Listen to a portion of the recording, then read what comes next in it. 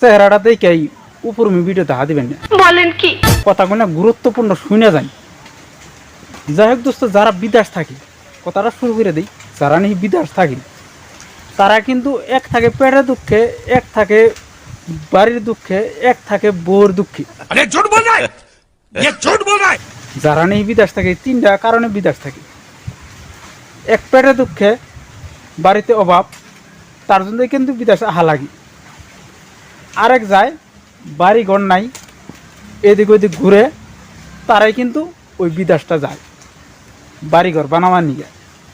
আর যারা বউর দুঃখে যায় তারা কি শুনতে যায়, যার বাড়িতে নেই অশান্তি, সব সময় বউ স্বামীর নগে ঝগড়া করে, নাড়াই করে, কাইজা করে, তার জন্যই ওই বউটা ছাইরে ওই স্বামীরা বিদেশ চলে যায়। এই তিনটা কারণে মানুষের বিদেশ যায়।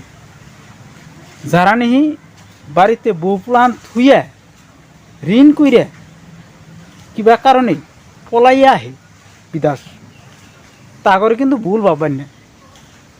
তারা কিন্তু বাড়িতে অভাবের জন্যই, বউ পুলাহানেরে ভালো রাখবার জন্যই ঋণ করছাল কইরা ঠিকে গেছে গা, তার জন্য কিন্তু তাগো থুইয়া ঋণের যারা মানে জ্বালা যন্ত্রণা, মানুষের যেটা চাপ, ওই চাপের জ্বালায় তারা কিন্তু বাধ্য বইরা বউপুলান থুইয়া কিন্তু বিদেশ হয়েছে।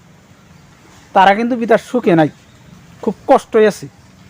এই ধরনের কন্টেন্ট আমার এই চ্যানেলে আর পেজে হামেশা দিয়ে রাখুন, যত সত্য কথা তাই দিব।